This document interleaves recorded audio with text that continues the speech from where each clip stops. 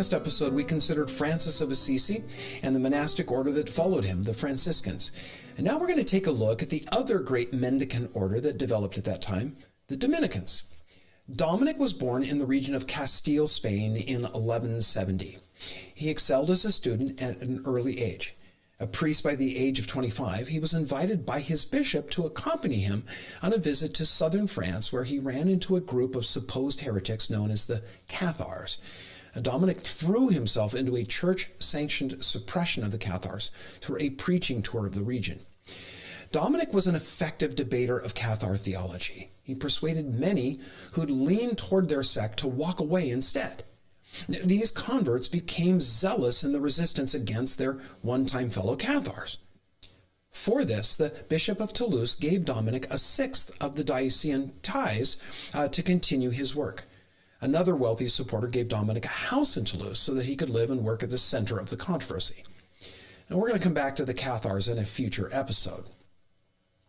Dominic visited Rome during the Fourth Lateran Council, the subject of another future episode. He was encouraged by Pope Innocent III in his apologetic work, but was refused in his request to start a new monastic order. The Pope suggested that he instead join one of the existing orders. Since a Pope's suggestion is really a command, Dominic chose the Augustinians. He donned their black monk's habit and built a convent at Toulouse. He returned to Rome a year later, staying for about a half a year. The new Pope, Honorius II, granted his petition to start a new order. Now, originally called the Order of Preaching Brothers, it was the first religious community dedicated to preaching. The order grew rapidly in the 13th century, gaining 15,000 members and 557 houses by the end of the century. When he returned to France, Dominic began sending monks to start colonies. The order quickly took root at Paris, Bologna, and Rome. Dominic returned to Spain, where in 1218 he established separate communities for women and men. Now, from France, the Dominicans launched then into Germany. They quickly established themselves in Cologne, Worms, Strasbourg, Basel, and several other cities. In 1221, the order was introduced in England and at once settled into Oxford. The Blackfriars Bridge in London carries its name in memory of their priory that was there. Dominic died at Bologna in August of 1221. His tomb is decorated by the artwork of Nicholas of Pisa and Michelangelo.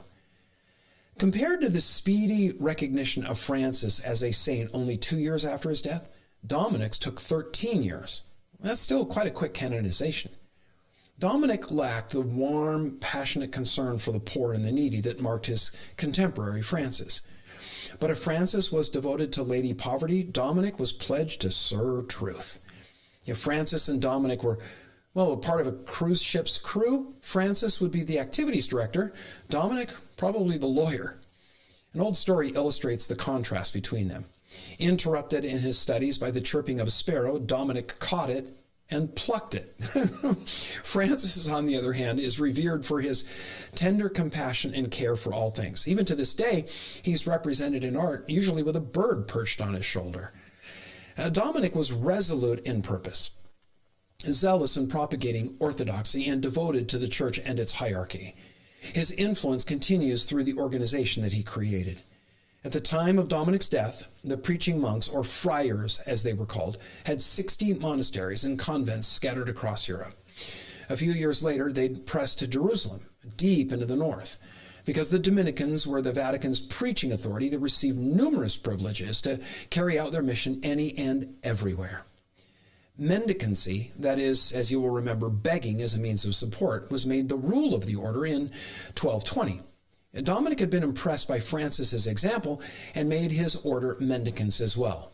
But mendicancy was never regarded as really a founding principle of their order, as it had been for the Franciscans. So the obligation of corporate poverty was revoked in 1477. Dominic's last exhortation to his followers was that they should love, serve humbly, and live in poverty. But it seems all of that was set aside not long after he was out of the picture. Unlike Francis, Dominic didn't require manual labor from the members of the order. He substituted study and preaching for labor. The Dominicans were the first monastics to adopt rules for studying. When Dominic founded his monastery in Paris and sent 17 of his order to staff it, he told them to, quote, study and preach, unquote. A theological course of 4 years in philosophy and theology was required before a license was granted to preach, and 3 years more of theological study then would follow. Preaching and the saving of souls was defined as the chief aim of the order. No one was permitted to preach outside the cloister until he was 25. And they were not to receive money or other gifts for preaching except food. Vincent Ferrer and Savonarola were the most renowned of the Dominican preachers of the Middle Ages. The mission of the Dominicans was mostly to the upper classes. They were the patrician order among the monastics. Dominic would likely have been just, one more nameless priest among thousands of the Middle Ages, had it not been for that fateful trip to southern France where he encountered the Cathars. He had heard of them back in Spain, but it was their popularity in France that provoked him. He saw and heard nothing among the heretics that he knew some good, solid teaching and preaching couldn't correct. He was the right man, at the right time, doing the right thing at first. But his success at answering the errors of the Cathars gained him support that pressed him to step up his opposition to error. That opposition would turn sinister and into what is arguably one of the dark spots on church history, the Inquisition. Though hundreds of years have passed, that word still causes shivers of terror for many. Dante said of Dominic that he was, quote, good to his friends but dreadful to his enemies, unquote. And we're going to take a closer look at the Inquisition in a later episode. For now, in 1232, the conduct of the Inquisition was committed to the care of the Dominicans. Northern France, Spain, and Germany fell to their lot. The stern Torquemada was a Dominican, and the atrocious measures which he employed to spy out and punish ecclesiastical dissent left an indelible blot on them. The order's device or emblem, as appointed by the Pope, was a dog with a lighted torch in its mouth. The dog represented the call to watch, the torch to illuminate the world. A painting in their convent in Florence represents the place the order came to occupy as hunters of heretics. It portrays dogs dressed in Dominican colors, chasing away heretic foxes.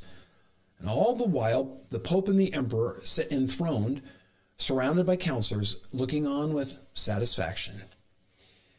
As we end this episode, let's review how the mendicants differed from previous monasteries and monks.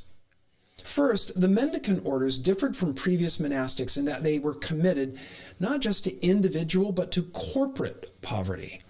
The mendicant houses drew no income from rents or property. They depended solely on charity. Second, while till the Franciscans and Dominicans, monks lived in a cloistered community, keeping mostly to themselves until, it was time to go conduct some business with the outside world. The friars, that is the Franciscans and Dominicans, weren't sequestered in monastic communes. Their task was to be out and about in the world, preaching the gospel. Because all of European society was deemed to be Christian, the mendicants took the entire world as their parish. Their cloister wasn't the halls of a monastery or a convent, it was the public marketplace. Third, the rise of universities at this time presented both the Franciscans and Dominicans with new opportunities to get the gospel message out by educating Europe's future generations. Fourth, the mendicants promoted a renewal of piety by what are called tertiaries. That's third-level orders that they set up, which allowed lay people an opportunity to attend a kind of monk camp, if you will.